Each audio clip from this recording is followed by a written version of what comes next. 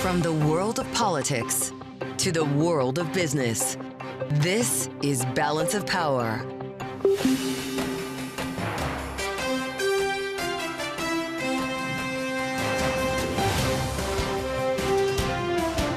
Live from Washington, D.C. From Bloomberg's Washington, D.C. studios to our TV and radio audiences worldwide, welcome to Balance of Power. Alongside Kaylee Lines, I'm Joe Matthew. Vladimir Putin agrees to limit attacks against energy infrastructure in Ukraine, stopping short of a full ceasefire during a lengthy call with President Trump. We'll discuss the chances for peace with former Secretary of Defense Chuck Hagel and with Evelyn Farkas of Arizona State University's McCain Institute. Chief Justice John Roberts issuing a rare public statement today to push back on calls to impeach federal judges after President Trump urges the removal of a judge who tried to turn around a plane full of Venezuelan detainees. We'll discuss ahead with our political panel. And we're counting down to the return of two NASA astronauts stuck in space for over 9 months. Butch Wilmore, Sonny Williams, and two others are set to splash down less than an hour from now after leaving the International Space Station overnight. We'll bring you that coverage live later this hour. As we start with our top story today, during a 90-minute phone call with President Trump, Russian President Vladimir Putin agreed to limit attacks on Ukrainian energy infrastructure for 30 days, but declined to accept a broader ceasefire. According to a statement from the White House, the readout you can see on your screen on Bloomberg TV or YouTube, quote, the leaders agreed that the movement to peace will begin with an energy and infrastructure ceasefire, as well as technical negotiations on implementation of a maritime ceasefire in the Black Sea, full ceasefire, and permanent peace, unquote. But Ukraine's President Volodymyr Zelensky said the call shows Russia is not ready for a truce, adding, quote, it cannot be that Russia will hit our infrastructure and we will keep silence. We will respond. So joining us now with more here on Balance of Power is Chuck Hagel, former Secretary of Defense under the Obama administration. Mr. Secretary, thank you so much for your time. How easily can an energy and infrastructure ceasefire turn into a full truce? Well, I guess we'll see. But I think the bigger point here is we cannot allow the dictator who invaded another country, Ukraine, to determine the conditions of any kind of preliminary ceasefire.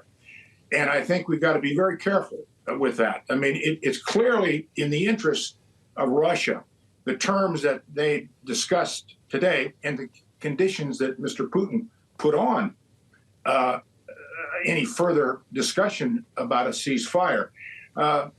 We should have learned in 1938 that you cannot placate appeasers.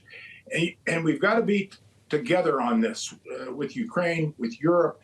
And I hope that's the way the president is approaching this. Well, Mr. Secretary, it's great to have you on Bloomberg. You're not the first today to refer to the Munich Agreement. You wouldn't be the first to refer to Yalta either. And the optics here are awfully important. The fact of the matter is you could headline this by saying Russia today declined to accept a ceasefire offer. Just flat out. We know for a fact that Vladimir Putin wants U.S. military aid to be stopped to Ukraine before signing on any ceasefire. So are we just kind of playing around the edges here? Some have suggested he just wants a chance to regroup. Well, I think that's right. Again, we can't allow Mr. Putin to determine the conditions. And I think it would be absolutely wrong, very dangerous, if we agreed to that condition that Mr. Putin has laid out to withhold our intelligence and our continued military assistance to Mr. Zelensky and Ukraine for obvious reasons. I mean, it's clearly in Russia's interest here. And this is not the way you approach a negotiation or the beginning of a negotiation for peace. And again, let's remember who invaded whom here. It was Russia, unprovoked, and what they have done to Ukraine and the people is unbelievable. And we've obviously not seen anything like this since World War II. So we've got to be very mindful of this and very disciplined, very smart, and work with our allies, with our friends, because this has ramifications. How this comes out has major consequences for the world in the future. China's watching it. Others are watching it. So let's be very smart in how we handle this and very disciplined. Well, it strikes us, Mr. Secretary, that this conversation between Trump and Putin today happened 11 years to the day of the legal annexation of Crimea. If Russia is allowed to keep any part of Crimea or the other Ukrainian territory, roughly 20% of the country that it currently occupies, and that is what becomes the status quo, what does that actually do to the question of the sovereign territorial integrity of Ukraine and the incentive perhaps Russia may have to further pursue a changing of those borders? Well, you've just defined consequences. You've just defined what could happen. And something is going to happen, not just the end of this war, but how it ends. And again, just a cursory reading of history over the last 100 years should inform us. I mean, we are the greatest, most powerful nation on earth. And Russia is not. Russia is not even close. And we've got friends, we've got allies, we've got NATO, but we have the right on our side here. We've got morality and doing the right thing at the right time. So let's not forget all of that, who we are as a country, the kind of leader, global leader we are that people look to. People will follow us on this. And again, I say there are immense consequences that are going to come out of this in how it ends. Secretary, we spoke on the early edition of Balance of Power today with retired General Ben Hodges, who I think you know well, former commanding general, U.S. Army Europe. He had a cautionary note, struck a similar tone maybe that you are right now about negotiating with Vladimir Putin. Here's what he said. I think Vladimir Putin has actually zero interest in any true long-term settlement as long as he remains in power, and that his ultimate objective still remains the destruction of Ukraine. So I didn't hear or read anything about Russia backing away from their ultimate objectives. With that said, Chuck Hagel, is it possible to find or maintain a peace in Ukraine without security guarantees from the U.S.? I don't think so. I mean, you can talk about mining interests and so on and so on, but that's all nonsense. No, our security interests are clear.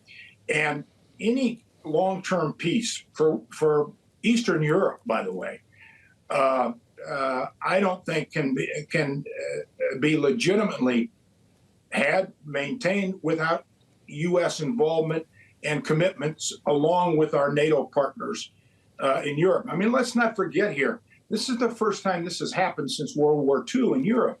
One country invades another country. I mean, what the hell are we thinking?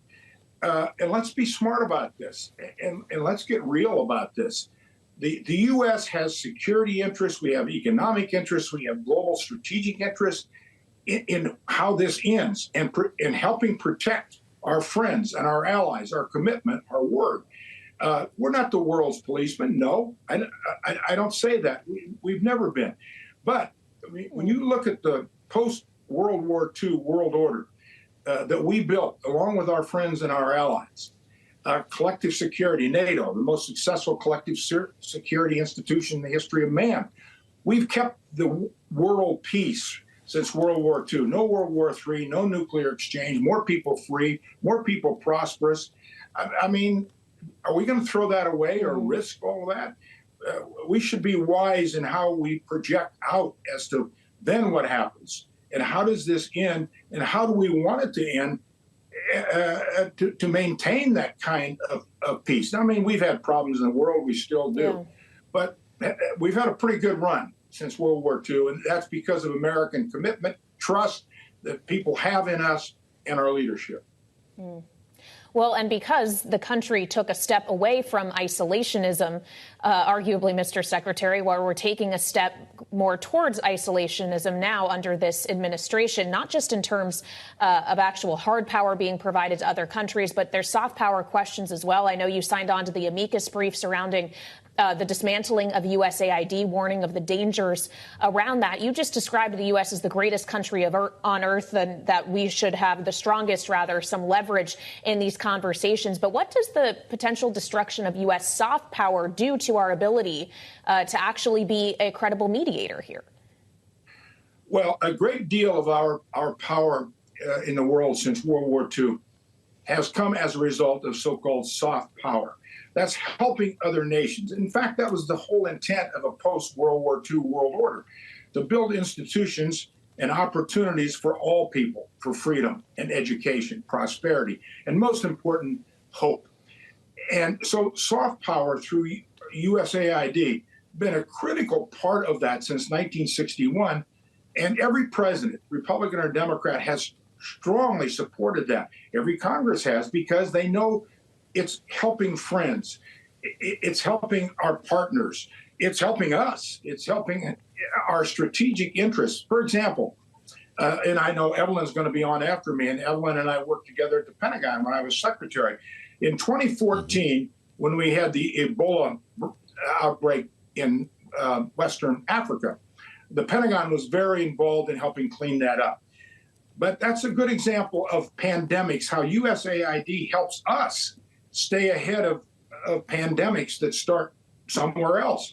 But all the assistance that we give these countries in development and hope, that all plays to our benefit, our friends. We could not project power in the world today and be the powerful country that we are without friends, without allies, without alliances, without partnerships. That cuts directly to our economic interests as well. Appreciating the spirit of your answer when it comes to allies and partnerships, Secretary Hagel. Donald Trump likes to show up at the podium with a list of egregious spending that they have found, according to the Doge, of putting on plays and printing comic books and so forth in other countries.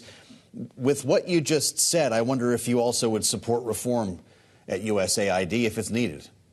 Oh, of course. I mean, any company, any big institution, any program in our government, we can go in and find things that we can do better. I'm sure there's some fraud. I'm sure there's some abuse. No question. But let's do it the smart way. Let's do it the right way. Let's do it the way Bill Clinton did when he came into office. He said the same things. He didn't say quite the way Mr. Trump has said them. But we need to clean up waste, fraud, and abuse in government. He worked with the Congress. That's the smart way. Mm-hmm. That's the right way. You put people in those positions to help you do that within your own administration who know, who understand, who are experienced. What does USAID really do? Work with the Congress, the oversight committees. Where can we get better? Where can we root out this fraud, abuse? Of course we can do that. Every department in our government. Listen, I'm all for that. When I was in the United States Senate, I championed some of that. But you don't do it the way President Trump is doing it. You just arbitrarily cut. Because what that does, for one thing, we lose the trust and confidence of longtime friends and allies. And when you lose trust, which is the coin of the realm in everything in life, it's hard to regain it. And so you start there. But yes, I'm all for cleaning up government, cleaning up anything, but do it the right way, do it the smart way. Yep. Spoken like a senator as well as a former Secretary of Defense. Chuck Hagel, it's great to have you back. I hope we'll see you again. Come see us again on Bloomberg TV and radio. Of course, he was Secretary in the Obama administration. We thank you, sir, for the insights. Coming up on Balance of Power, we'll continue the conversation about this phone call today with Trump and Putin as we assemble our political panel next. This is Balance of Power on Bloomberg TV and radio.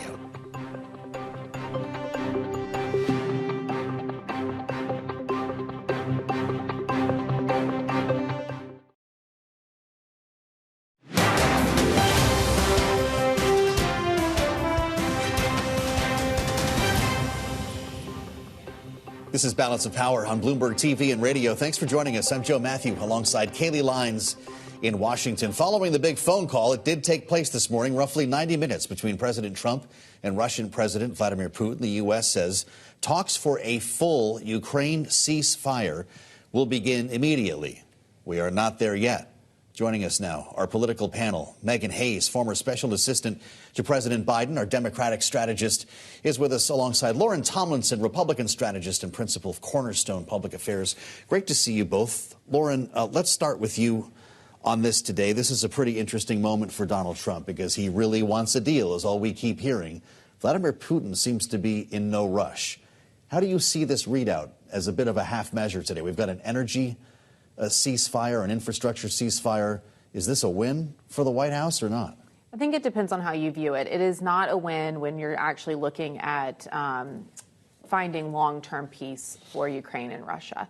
However, if you're looking at this from an economic disruptor to Europe and the United States, this can be viewed as a win. If they agree to not attack each other's infrastructure, not disrupt the energy, you can spin that as a little bit of a win, as to kind of stabilize.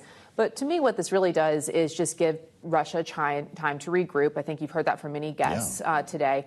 And I think that's very much true. I think any ceasefire that does not actually move towards peace is just giving Russia more time to attack again.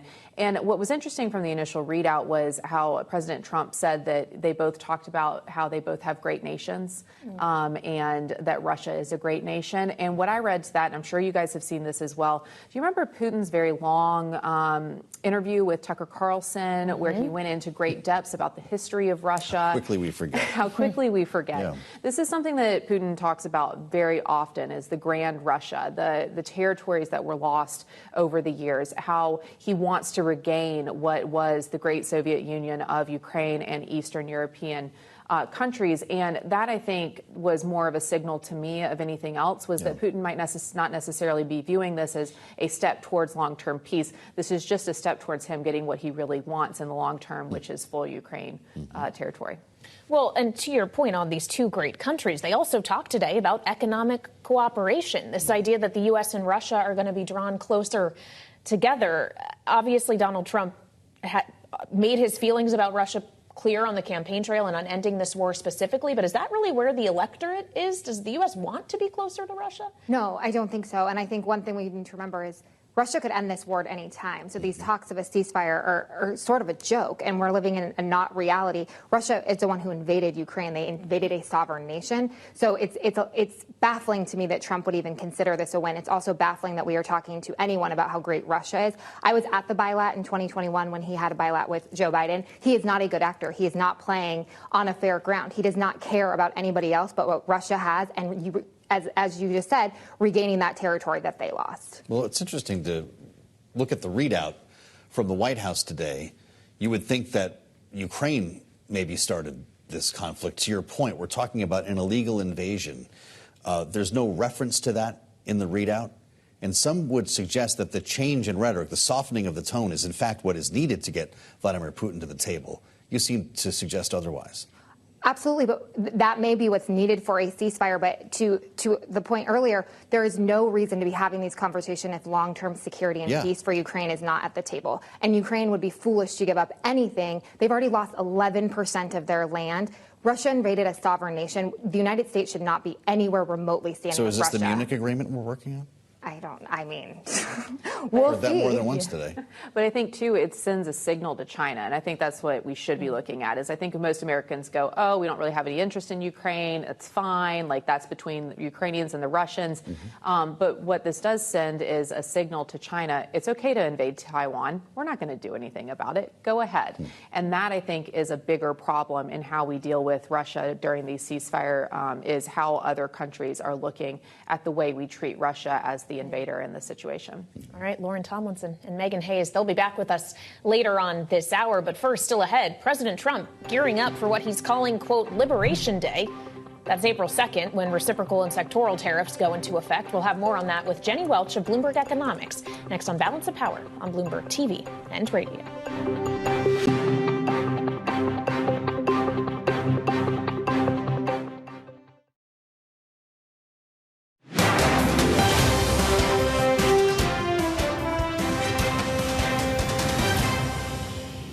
It's 15% of the countries, but it's a huge amount of our trading volume. So, Right. Maria, there's a big group of countries where we have a small surplus, but we don't do a lot of trading with them. And then there's what we would call kind of the dirty 15, and they have substantial tariffs.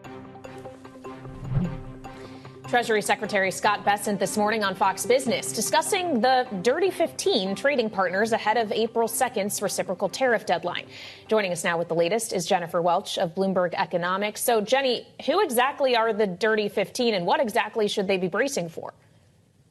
Well, thanks so much for having me on again. I think in terms of the countries that Secretary Bessent is referring to, there's really two sets here. There's the countries that impose higher duties on U.S. goods than the U.S. does on their goods. And that tends to refer to developing and emerging economies like India, Argentina, and Southeast Asia. But the administration has also pointed to non-tariff barriers like the VAT, like digital service taxes, and their European countries are actually among the most exposed. How the administration is going to end up calculating all these different figures, and in particular the value of non-tariff barriers, though, remains very much a black box to us. Boy, speaking of black box, the Treasury Secretary speaking with Bloomberg News earlier today at the White House, Jenny, said, "I would not expect any carve-outs." When we asked him about reciprocal tariffs, is this as good as done? Maybe, but he also indicated earlier today that there are countries that may pre-negotiate a way out of reciprocal tariffs. He didn't name names, but we know that some countries, including India, are talking with the United States and offering concessions as a way of getting around them. So I think a lot remains to be seen, including what actually happens on April 2nd. He indicated they're going to be listing numbers, but does that mean tariffs are actually going into effect that day? Or is it sort of an announcement and implementation will be some period down the line to allow room for discussion? A lot to be determined, it seems. Well, certainly, and the Fed is waiting and watching, essentially. They have a rate decision to make tomorrow, obviously, Jenny. They've made it clear that they are going to wait for policy to be more fully outlined before they react to it. But if you were advising members of the FOMC, what would you be telling them to expect in terms of potential growth and inflation impact? It seems like the FOMC is most likely going to hold rates steady, but potentially revise the dot plot to anticipate that we'll see higher inflation by the end of the year, we'll see lower growth, and we'll see higher unemployment. But I think the overall watchword for the Fed and for everybody else right now is that there's a tremendous amount of uncertainty, including on what's going to happen on April 2nd. But even beyond that, there's additional tariffs that Trump has indicated he's considering on copper and lumber, on autos, chips, and pharmaceuticals, additional China tariffs maybe down the pike. All of that spells just a tremendous degree of volatility in the trade space in at least the weeks ahead, if not months. Underscoring the uncertainty that remains. Jenny Welch, thank you so much, Jenny. Bloomberg Economics. It's great to have you back on Balance of Power.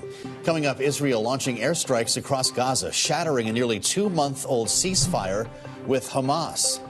What's next? We'll dive into it with Evelyn Farkas of the McCain Institute, right here on Balance of Power on Bloomberg TV and radio.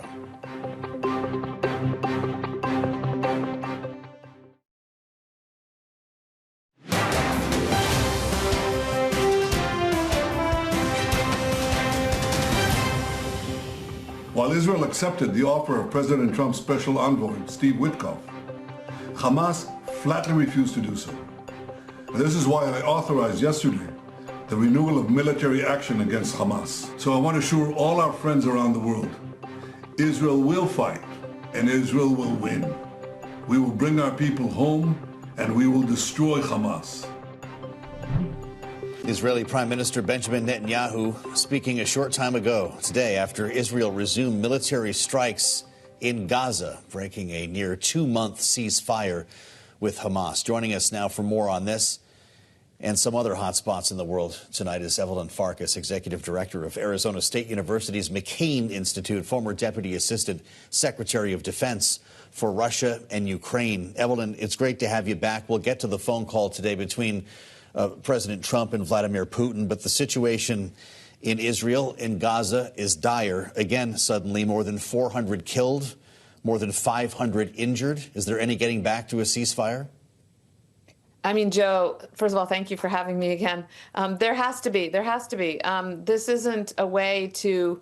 First of all, it's not going to result in the complete elimination of Hamas. We need to make sure that we are moving towards a political solution. And frankly, the more the Israelis bomb, the more they are putting the hostages' lives in danger. So I think unfortunately, this is just going to lead to death. It's not a strategic move. It sort of feels like a little bit of a tactical move in order to just stall for time, perhaps.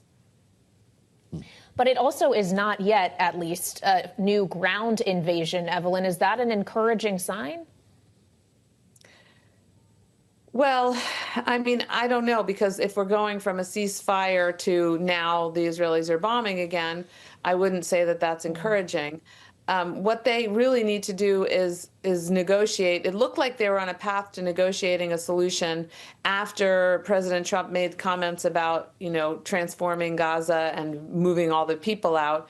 The Gulf states appeared at least motivated to finally sit down and try to help hammer out some kind of security arrangement and hammer out a final deal. I don't think we're actually far from that, but ultimately the pressure needs to be put on Hamas to put their guns down. I'm not sure that this is the right way to do it necessarily. Again, I think the political pressure should be applied by the Gulf states.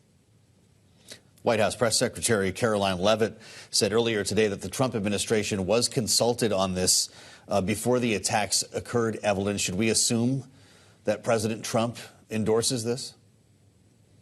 Well, I would imagine if the White House says that they gave the green light, then the president, I don't know whether he endorses it necessarily, but clearly he wasn't going to put any of his capital on the line to stop Netanyahu. Yeah. So it's occurring, with our tacit, with our acceptance.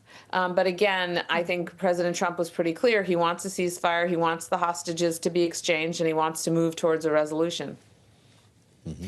President Trump also had a pretty clear message yesterday for Iran, specifically when it comes to the actions of another proxy, not Hamas, but the Houthis, Evelyn, suggesting Iran will be directly held accountable for any further attacks from the Houthis, and no sign yet from that group that they are going to stop these attacks. In fact, they fired a missile at an Israeli airbase today. What do you make of that escalation, and specifically what will happen in the Red Sea? Well, of course, it raises the possibility, Kayleigh, that we will somehow take retribution against Iran for what the Houthis are doing to the Israelis and others. I think that at this point we're still a ways away from that, but with President Trump making that threat, it certainly puts pressure on the Iranians, and we already saw the Iranians publicly tell the Houthis to, I think they said, cool it, or they used some terminology like that. And so, and then the Houthi spokesman replied and said, no, we're not going to cool it. We understand that Iran, has its view, but we have our view as well. And that is, of course, a reality that Iran, they can put a lot of pressure on the Houthis, but at the end of the day, the Houthis can take unilateral action. I don't think they're likely to take unilateral action, however, for the long run, because they will run out of military support from Iran. So, I think it's right to put pressure on Iran, because at the end of the day, Iran caused all of this, and they need to understand that they need to stop, frankly, the war and the chaos and the targeting of Israel and U.S. and allied shipping. Evelyn, both Iran and Israel were both mentioned in the readout today from the White House following President Trump's phone call with Vladimir Putin. Quote, the two leaders shared the view that Iran should never be in a position to destroy Israel. I wonder your take on this, the fact that it was even included in the readout on a call that was about finding peace in Ukraine. Is this a distraction or an opportunity for these two presidents to find some common ground? Well, it sounds very much like President Putin talking to Trump about the world. The Russian leaders, especially Putin himself, the Kremlin, they're always trying to create equivalence with the United States. Yes, Russia has an equivalent nuclear arsenal, but its economy is about the size of Italy's. They are not an equivalent economic power to the United States, nor are they an equivalent military power, although they are a formidable one. So I would argue that this is just President Putin trying to posture and show that he's the equal to President Trump. And President Trump, perhaps not understanding the power imbalance, sometimes does tend to make President Putin and Russia appear to be equal to us. Having said that, there are common things we can work on, like putting Iran back in the denuclearization box, if you will. But Russia, has been only mildly helpful in this category. So if we can get them to be more helpful, great. But the focus right now needs to be on Ukraine and, frankly, bringing a just, lasting peace to the Ukrainian people.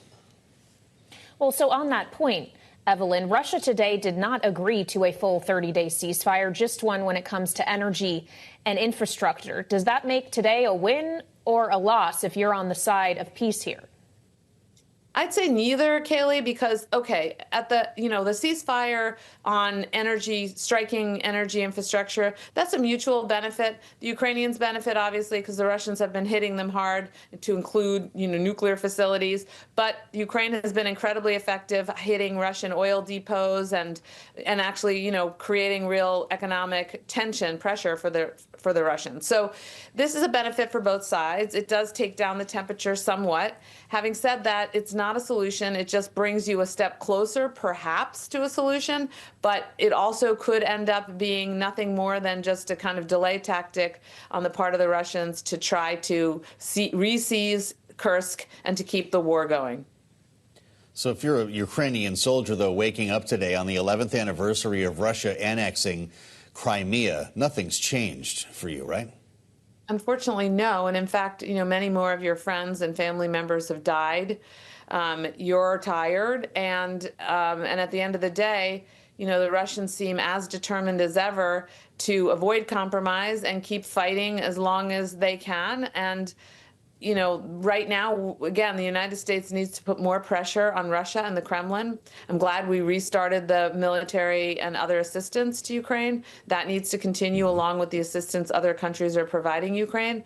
And again, then more pressure needs to be put on Russia to actually negotiate a real end to the war.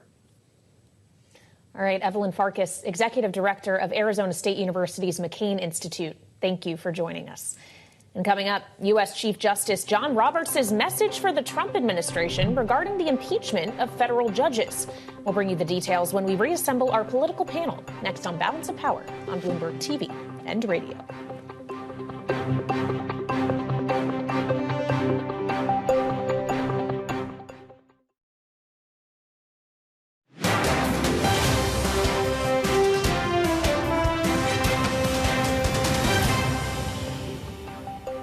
This is Balance of Power on Bloomberg TV and radio. Alongside Joe Matthew, I'm Kaylee Lyons. Today, U.S. Chief Justice John Roberts issued a rare public statement weighing in on calls to impeach federal judges over their decisions. It reads, quote, "For more than 2 centuries, it has been established that impeachment is not an appropriate response to disagreement concerning a judicial decision." That statement coming just hours after President Trump said the judge overseeing a high-profile deportation case should be impeached. Back with us now is our political panel, Megan Hayes and Lauren Tomlinson. Megan, we should point out that it is incredibly rare that we get a statement like this from the Chief Justice. He hasn't issued one like this in years, according to our Supreme Court reporter. What does it say that someone who is a conservative justice, or is at least seen as one, feels the need to weigh in on calls not just from President Trump, but others on the right, including Elon Musk? Yeah, I think that this is saying that the Supreme Court does not want to be seen as a patsy for Donald Trump, and that they are just not another tool in Donald Trump's toolbox, that they are a co-equal branch of government, and that they have their own independent thoughts. So I do think that it is rare, and I do think it is unique that he came out to say this, but I think it sets a tone that when these cases, if you are going to continue to disobey the rule of law and these cases get to the Supreme Court, we may not rule in your favor, is what I think that he is trying to say here. Sticking up for the judiciary branch, almost as a check on this White House. Interesting, Lauren, when we consider the pushback that we're hearing from different quarters, would it not behoove the White House to provide evidence that these, in fact, were criminal gang members who needed to leave the country? We still haven't seen that. No, we haven't. And I think they said that they have until Wednesday to provide that information. Will that change the narrative? Maybe. I mean, part of this is that because people come here illegally, they don't get any sort of background checks, right? That's part of the process of applying for a visa, and it's part of what the United States put into place as part of our immigration system after 9/11 to make sure that people weren't coming in as terrorists. So the government was making this argument, I don't disagree, that just the fact that they came here illegally and we don't know anything about them is a risk in and of itself. That being said, if they're showing up for immigration checks, if they've applied for asylum, there are still ways in which they can enter this country legally, and we should have more judges at the border processing these claims quickly so that we can send them back or let them in, and they are not lingering in the interior for months on end. But I think what you were saying about Justice Roberts was just right. There needs to be faith in the systems here. And I think him coming out and saying that was really important, because either way that they rule in favor of the government or not, people need to have faith that they can bring these cases to court and be heard, and that it will be the law that ultimately decides whether the administration is right or not.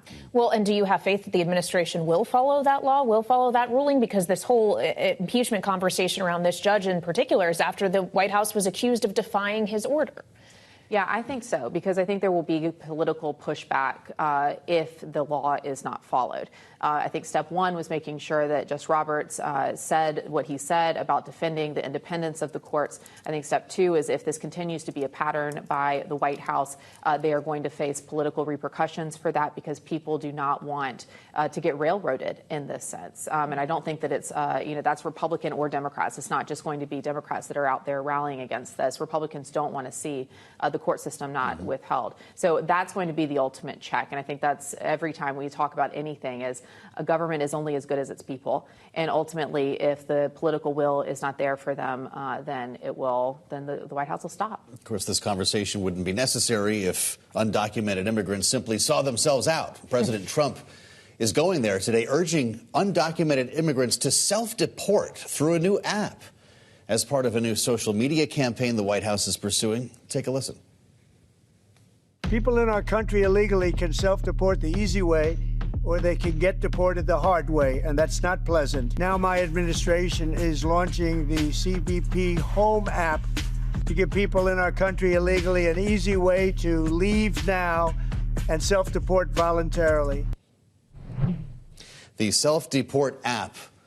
It brings me back to 2012, Mitt Romney, presidential primary debate. There was laughter. People laughed out loud at his idea of self-deportation. Is this what it's come to in a lack of funding situation? No, I think this is a little bit delusional on President Trump's part. I think that there are reasons that people travel thousands of miles to come to the United States and to start a new way of life here. And so I don't think that his idea of self-deportation is a good one. I do think some people will leave. They don't want to be separated from their families. I think that some people will see some of the news coverage and decide to go back to where they came from. But a lot of people will not, and they will stay here. They came here for a reason, and they came here for a path to citizenship. And so we need to figure out how to better handle these folks. Well, President Trump would also argue he was reelected for a reason. And one of those reasons is to get a better crackdown on immigration and the border. Is he not, in some sense, even if it is through means that seemed not as plausible a decade or more ago, acting on what he views as that mandate? I do think that people want immigration reform, and I do think people want criminals and gang members to be deported. I don't think that Democrats or Republicans have any issue with that. I think it's a matter of having a pathway to citizenship for people who are here, not separating families, and being a little bit more precise on how we are going about these deportations. So to Kayleigh's point, this is almost like a movie trailer. You heard the music, the closed captions, see yourself out or never return. Who was the audience for this? Was it actually Trump supporters? Trump supporters and immigrants. Yeah. Part of what you were saying, the path to citizenship, is true, except that if you came here illegally and you stayed, even if you overstayed the visa, you don't even get a chance at path to citizenship unless you return to your country and stay for 10 years. So if you self-deport, then at least there is a chance that you can bypass that, come back legally, and this is the hope, that you can come back and apply for citizenship the right way. I don't know if this works, right? But it is a very slick marketing campaign. And hey, there's an app for that. And we spent way more money, the Department of Homeland Security over the Obama, Biden, and Trump administrations over the years has spent tons of money telling people not to come here. In-country marketing campaigns in the Northern Triangle forever. And so if this is going to work better than that did, then maybe it's worth a shot. Wonder if they'll give us data on how many folks use the app. We'll let you know. Megan Hayes, Lauren Tomlinson, great panel, great conversation today. We thank you for being with us. Coming up, 2 NASA astronauts who've been stuck in space for some 9 months are just moments away from their return to Earth. We're going to experience this live coverage of their capsule's landing. The splashdown is ahead on Balance of Power on Bloomberg TV and radio.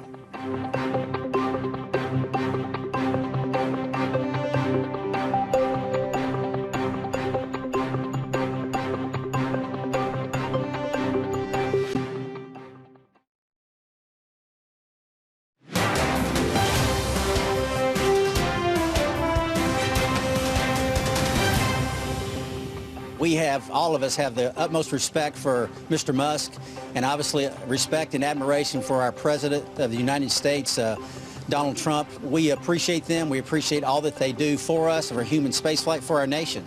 And we're thankful that they are in the positions they're in. NASA astronaut Butch Wilmore aboard the International Space Station earlier this month, speaking to the politics surrounding their extended mission. Now he and astronaut Suni Williams are just moments away from returning to Earth after more than 9 months in space. We're showing you a live image right now, live video of their SpaceX capsule. It undocked early this morning around 1 a.m. Eastern, having arrived at the ISS back in June as part of a Boeing Starliner test flight. This is a live view right now of their return to Earth. I'm Joe Matthew alongside Kaylee Lines in Washington. Bloomberg's Mike Shepard is with us at the table as we prepare to experience this first. The Dragon spacecraft, Kaylee, as I mentioned, undocked in the wee hours. This has been a long journey home for a couple of astronauts. There's another American astronaut and a Russian cosmonaut with them as we come out of the communication blackout and prepare for splashdown. Yeah, after 286 days in space for Wilmore and Williams specifically. Remember, this was supposed to be only a days-long visit, correct. But the Starliner was not seen to sound to bring them home, and that's why so much attention is being paid to this launch in particular, as Crew 10 is now aboard the International Space Station, and all 4 members of Crew 9 are about to splash down. So for more on this, we turn to Mike Shepard. Mike, just speak about how high-profile this has become, how politically tinged in many ways it is. Politically tinged and politically charged, because we've seen Elon Musk, the CEO and founder of SpaceX, asserting that without evidence, of course, that the Biden administration had blocked or not engaged with SpaceX offers to help the astronauts come home on a much more timely basis. And NASA officials were wary of engaging on those claims during news conferences earlier today. But there has been pushback from others in the space community who said, no, we're not so sure about that. And we've seen other former astronauts also reject those kind of claims. And for President Donald Trump and for Musk, who is part of the administration overseeing this government efficiency effort, the return of these astronauts is emerging as something that they can try to claim as a bit of a political victory in this moment. I want to add the voice of Keith Cowing, editor of NASA Watch, who joined us for the launch and now again for deorbiting and splashdown. We see the first 2 chutes, Keith, and hearing the applause from Mission Control. These are the drogue chutes. They'll be followed by the 4 main chutes. This is successful from your view, Keith. Looks perfectly normal to me. And there you can see the shot up of the drogues. There'll be a few seconds before they pull out further. There they go. They're reefing. And after this, you'll see, like you mentioned, the main chutes come out. And then they'll float back to Earth off the coast of Fort Lauderdale in either the Gulf of Mexico or America, depending on which maps you use. Well, so walk us through what the astronauts are about to experience physically, as their descent obviously is slowed as they approach the water. But this is still, especially for Suni and Butch, happening after a long stay in space without gravity and the like. Okay, well, first of all, there you get your nice 4 chutes going out, and they'll open up. Yep.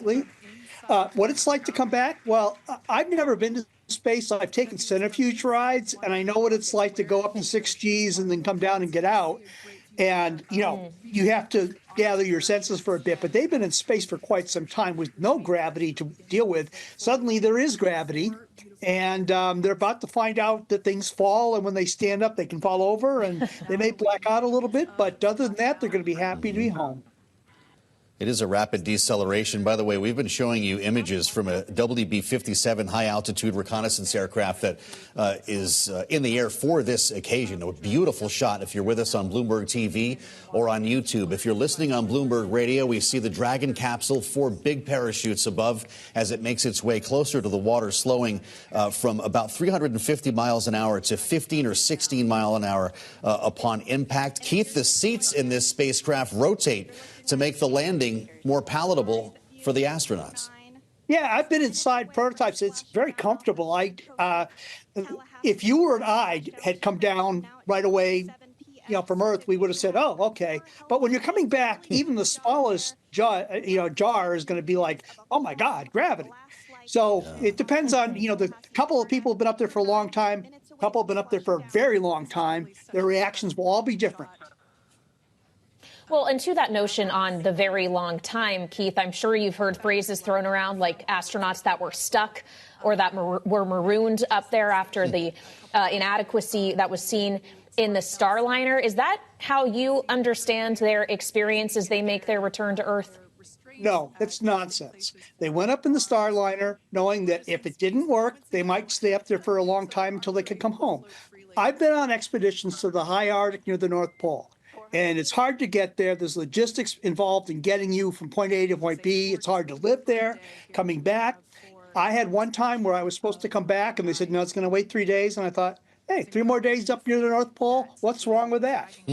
But the notion that there was a if you're an astronaut, any time in space is a good time. Well, that's the thing. I know Sunny, and I guarantee after she went through the, I've got to do Christmas shopping by, online. Hey, 6 months in outer space, what's wrong with that? Well, as we're watching here, the image, although it does appear on Bloomberg TV and on YouTube that we may be in a bit of a freeze frame here, it's a very slow, controlled descent that is now resuming once again on our feed. And it is a Dragon capsule that we are watching descend here, Keith. This is arguably a SpaceX victory. They could do what the Starliner could not. Well, you can call it a victory if you're SpaceX, and if you're Boeing, you'll say, oh, well, you'll come up with another word. But and it has just splashed down as we They're speak. back Keith. on Earth. What it does show, Was though, that a is perfect landing? Yeah. And the parachutes are doing exactly what they're supposed to do, and they're bobbing around, and I'm sure they're giving high fives to each other and waiting to be picked up. Good main release. As we hear the chatter here from Mission Control, let's put an ear on this. Now that these astronauts have returned to Earth. Welcome home. The official welcome back from NASA. It is an amazing, what a ride. I see a capsule full of grins ear to ear. A capsule full of grins. Great. What a ride. Pretty wonderful. We hear. Incredible. As they bob around here off the coast of Florida, Kaylee, fast boats will now head to the scene. There are a couple of things that need to take place, and the first is recovering the parachutes, and then to inspect the outside of the craft. Dragon Freedom has and we saw those boats making their way toward the capsule. We want to fold Bloomberg's Mike Shepard back into the conversation here to the point that we were just making with Keith as we watch this splashdown occurring. This is a SpaceX vehicle that they were aboard. It's a SpaceX vehicle, and they will, as you said, claim this as a victory. This also highlights the reliance of the U.S. government, especially NASA, but also the Defense Department, on SpaceX for a variety of services related to space. And it includes, the rocket launch capabilities for human and unmanned spaceflight, but also satellite services, including Starlink, that the Defense Department has come to depend on, as we've seen, especially with the war in Ukraine, but in other platforms and capabilities as well. It'll take about a half hour for the recovery ship to arrive when they actually pull the capsule out of the water and get it on board the ship to head back to land. Mike, the idea that Boeing could not pull this off has been a massive concern for the space community, I guess a boon to Elon Musk in a way. How come this old line defense contractor, space contractor, government partner that helped to bring us to space so many times fail in this regard? Well, that's a great question, Joe, and it's one that is reflected also in some of the struggles to produce the new version of Air Force One that President Donald Trump, during his first term, really pushed for and never failed to achieve. And then after his successor completed his term, we still don't have a new version of Air Force One. Donald Trump is getting impatient. And who did he dispatch to Boeing, to the assembly facilities where the new Air Force One is being designed and put together? Elon Musk, because he sees Elon Musk not only as somebody who can bring efficiency to government, but also perhaps to some of the government contractors as well. Well, and of course, Elon Musk has great ambitions when it comes to space specifically. Keith Cowing, you're still with us. He wants to get to Mars eventually. So on that note, can we talk about what we learn from successful returns like these from the time spent in space by these astronauts aboard the International Space Station? How does that advance those kind of longer term efforts? Well, you want things that are reliable and safe and, predictable. And to go to the Boeing thing, what happened was after we lost Columbia, we had to depend on the Russians to go to the space station. Not a good idea. We decided to go the commercial route. 2 companies bid. Boeing got twice as much money. But yet SpaceX had something up there sooner because you're looking at a commercial product. This is something that's designed to be used by consumers and improved based on performance, whereas the Boeing guys, they thought like old aerospace. They tried to build an Apollo 2.0, and they just, don't get it. Whereas you're looking at something here where every time they fly, they say, hey, is this working? Is this not working? Can we upgrade it and so forth? And now with the Starship, you're seeing this much bigger rocket, which can carry much more into space, built upon the experience that they got with SpaceX by reusing the capsule, the first stage, landing it on a barge, and things like that. So it's a total difference in mindset between old space and new space with a consumer mindset. The fast boat's now just reaching the capsule. If you're with us on Bloomberg TV and YouTube, we have a live view. Remarkable video here, Kaylee, to see this live with such incredible quality. Keith, I've asked you this before. I'll ask you again as I watch this Dragon capsule made by SpaceX bob in the ocean. Is the Artemis program dead? I don't know. Artemis is a name that was given to something that had another name that had another name. So, is Artemis something to go to the moon? All right. Is there more than one way to go to the moon? Yes. Is the current way the most efficient way? Well, no, because they spent billions. It's years late. And they brought in a SpaceX spacecraft to do part of it. Could they do it without all the Space Launch System and Orion spacecraft? Yes, you could. But you got to make the decision. You have to decide to throw away stuff that you spent billions of dollars on. There's a lot of politics involved.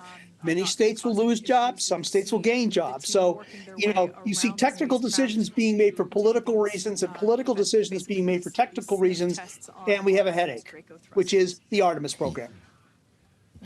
Well, obviously, as we talk about returning to the moon, when we went to the moon for the first time, it was for competitive reasons, right? It was a space race. Now we're still seeing space cooperation, Mike, and it is worth pointing out, while all of the focus largely has been on Butch Wilmore and Sonny Williams, rather, there are 2 other astronauts who are currently bobbing in the ocean, one of them a Russian cosmonaut. Especially on a day when we were talking so much about the U.S.-Russia relationship, what does it say that we do still see this kind of degree of cooperation? Well, there's a necessity that is driving some of this. The Russians have for years had that heavy launch capability that SpaceX is now providing. And, this is a relationship that, dates back to the 1970s. It was one of the earliest areas of cooperation between the then Soviet Union and the United States and other Western nations. And it's a relationship that flourished and ebbed and flowed over the years, but it is one that has stood the test of time so far. But we are seeing other nations, including China and India, now step into the breach, creating competition of their own to both Russia and the United States. Keith Cowing, you mentioned that you know Sonny. Butch and Sonny, you got to be kidding me. Are they writing this movie already? I've known Sonny for many years. As a matter of fact, if I were to hold up a picture, you'd see a picture of my old NASA badge and a picture of her dog, Gorby, on the summit of Mount Everest with another astronaut. And I was down in Narrates Base Camp eating cookies, talking to Miles O'Brien. So it's a small world, I've known Sonny forever. And I'll tell you, people are wondering whether she had a horrible time up there. If anybody was going to have a great time in space and get more time in space, it's Sonny. Full stop. Well, and Sonny, obviously being an actual NASA astronaut, has gone through extensive training that prepared her for a longer than expected sojourn up to the International Space Station. But you were just talking, Keith, about the commercialization effort when it comes to space. The people who could buy seats on future SpaceX or Blue Origin or what have you launches aren't necessarily going to have that, right? Is that a gap that needs to be addressed? Well, it depends what you're going to do. They've had several flights. The man who's been nominated to be the NASA administrator, Jared Isaacman, quite a pilot himself, but he went and, he's a billionaire, so he bought a couple of flights, and there's a basic amount of training you need to do this. Look, I've done the centrifuge training, I've done the weightless training, so I'm part of the way there, but you have to really sort of just go through certain procedures in these spacecraft. This spacecraft is capable of running the entire mission with people sitting there with their arms crossed. It does have contingencies that you need to be aware of, but the requirement for people who are not actively flying the spacecraft is much less than it used to be. You need to know how to get out, take care of people in an emergency, and it's changing over time, but the real barrier right now still is who's going to pay for your ride? Yeah. Get back to us on that, Keith, when you get the money. This is really remarkable, watching budget? The crews inspect the capsule here for debris. They're actually looking for what is toxic space debris, and then they'll go through the process of attaching and rigging, if you will, fittings and straps that are used to lift the capsule on board the recovery vessel, which you can see in the distance there if you're with us on Bloomberg TV or on YouTube. Mike Shepard, we talk about Elon Musk so often here as a celebrity, as a government contractor, and now as a political entity. Does this help to rehabilitate his image after a couple of tough weeks in the White House? It's been a few tough weeks for him because there's been a lot of outcry that we've talked about in this space against the Department of Government Efficiency, this initiative, which is not really a department, but a push moving through federal agencies to cut workers and cut programs, and doing so pretty brusquely in the view of many federal workers who've lost their jobs or resigned under pressure, and people seeing the risk that may be posed to other benefits and programs that they've enjoyed. That hasn't worn well with Elon Musk's reputation, not only here in Washington, but outside. This may give it a little bit of a boost because people love the space program. It's been, an enduringly popular government endeavor, and, seeing a success like this can help Musk, but there is a lot to outweigh right now, as we know. Mm-hmm. Well, and when we consider the Department of Government Efficiency and the cuts that it's been pursuing, Keith, some of those have come for NASA. What is lost if we have a smaller space agency? Well, it's just starting, and I'm an expert on one little agency, that's NASA, but this is pervasive across the entire government here in Washington, D.C. Everybody's wondering if they'll have a job tomorrow. That's a real thing. I mean, if you suddenly didn't have the money for your rent or your mortgage, that is a real thing that virtually every government employee in D.C. and around the country is worried about. At NASA, you got folks there who would literally work for food if they could be involved with the space program. I was one of them. Okay, so you got a really motivated group of people here, and they want to do this, but at the same time, you got to pay the bills. And you got to plan ahead for your family. And that's the conundrum that you see right now. How do you explore the universe when you don't know if you're going to get a paycheck? And it's great that SpaceX is doing this. It is cheaper to do it this way. A lot of the people who work on SpaceX worked at NASA. They're using NASA technology and making it even better. But at the end of the day, you got to have some predictability about where you're going to go. And it may be fine that you cut people and say it's more efficient, but they're going to cut the budgets as well. So who's going to pay for this stuff? No answers yet. That's what's got people really frustrated. Keith Cowing is editor of NASA Watch and, of course, worked for the agency, as you've been hearing, as we spend time as well with Mike Shepard here in Washington. Keith, can you tell us and our listeners and viewers what's happening next here? We've obviously got a recovery ship and a lot of people out on the ocean right now with some work left to do. Well, you've got inside the capsule, you got 4 people. Sunny's a naval aviator, so I don't think she's getting seasick, but she's been in space for a long time. So I think everybody, when you go through these different things where you're spinning around in your wait list, I'm lucky. I never get sick. I don't take medications, but some people can suddenly have issues. And so you're kind of taking it really easy right now, not moving your head around a lot, even though you're jostling around. You may be taking off your gloves, but you're getting ready to get out of the capsule. But the bulk of the work otherwise is them talking to the guys outside who are knocking on the windows and saying, okay, we're good with that. And as you see from the shot from NASA TV now, they're backing into where the Yeah, you can see it. As a matter of fact, they're backing into where the capsule is, and that device there on the deck will grab it and bring it up. And then the slow process of opening it up and bringing them out one by one in the little stretchers. You take your time on this because, again, for two of these people, Earth is a weird planet that they haven't been on for quite some time.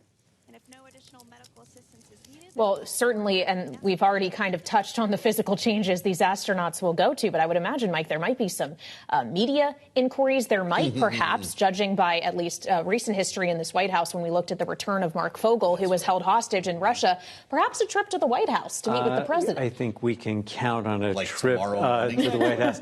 Tomorrow morning may be a little bit too soon, given all the givens that we've just talked about, but we can expect them to appear with the president and Elon Musk at some point soon. And I've been refreshing the Truth Social page for President Donald Trump to see if he has already posted something. I haven't seen anything yet. Likewise, on X, we can look for Elon Musk to do the same.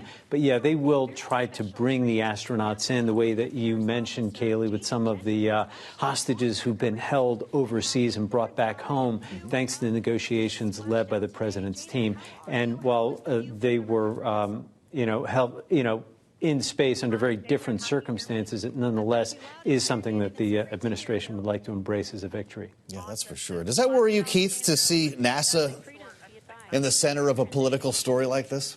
It's a lot of nonsense, quite frankly. They could have come home at any time. And again, this is like when I went to these remote islands up near the North Pole. It's hard to get to, hard to live there, hard to get back. You have people who do logistics, and they plan for things and people to move back and forth, and they try to do it as economically as possible so you can do the job you're being sent to these faraway places to do. They talk to these guys and say, are you cool with staying up there longer? If they had flown earlier, they would have had to bump some people and spend another $100 million, which they didn't have, on an extra flight. So this idea that Musk says he offered it to NASA earlier, I've talked to everybody responsible, and none of them have ever heard anything. This includes the former administrator and his deputy. Never heard a discussion about doing anything earlier, and they were apprised of the plan. But again, look, the SpaceX capsules work perfectly, and I think everybody knew that. So they knew that when the Boeing thing wasn't working, we got SpaceX. We got these guys up there. There's always too much work to do in space. So let's just, turn lemons into lemonade, which is what they did. Nobody was stuck. They had a great time. Yeah. Now they're home. Well, you said something important, Keith, because we've heard as well from administrators at NASA, from leadership at NASA, that his offer never got to headquarters. That's what you understand as well. Absolutely. I've talked to people who literally would have been in the meetings and either been told or told of the meeting, and they said, Keith, this is news to us. These are people I've known for decades, and people I know have talked to Bill Nelson and to Pam Melroy. They heard nothing of this. It just popped up in the middle of some tweet or something like that. But again, look, they went up, they did their job, they're back, they're apparently happy and smiling. If the White House needs to do some politics with this, whatever. At the end of the day, the space program is going to go on, and the good people who make it happen are going to do their job. So let them do the politics. I'm just interested in the outer space. Well, I'm sure a lot of people feel that way as well. And that, again, Mike, speaks to the whole commercialization of outer space effort, because people who aren't astronauts still might want to take a joyride. Looking at my co-host, Joe Matthew, here. We're taking numbers, right, Joe? We'll try to put our money together to do this. I'll watch you two from the ground, where I'm gravitationally pulled. Right, you can anchor our launch. But you're right, Kayleigh. This is something that a lot of people would like to be part of. And there is no shortage of tech billionaires and others. And Keith was talking about one who's now the new NASA administrator, but others who've made their fortunes and would like to spend a little bit of it, achieving that dream that a lot of us saw during childhood, watching the Apollo and space shuttle flights as well. How true. What should be done with these two astronauts to help the cause? It's not just going to be a moment at the White House for Donald Trump to kind of take credit for bringing them home. I suspect Elon Musk will be there with them. You can imagine the optics of an event like that. This is an opportunity for NASA, though, to tell a story that resonates with people that might increase interest in their mission. Yeah, it is hard, though, these days, because the era of those kinds of ticker tape parades, for example, the Apollo astronauts, which I remember as a youngster watching on television, that really drummed up that kind of interest. And, those big moments like the Apollo-Soyuz mission and the Skylab research that was done, everything was very new and innocent. A lot of it changed politically, even with the space shuttle program after the two accidents that we all know too well. In this case, it would be getting them out in public and getting the story out. Part of this also will be driven by none other than Elon Musk, because one of his burning ambitions, and one that actually drove him to Donald Trump, was removing the speed bumps to getting to Mars. It is, his life's goal, and, this would help him to make the argument for it. Well, and we just got a post on X from Mike Waltz, the national security advisor, who says our brave astronauts have safely splashed down in the Gulf of America. President Trump promised to bring them home. He did it in record time. Promises made, promises kept, he says.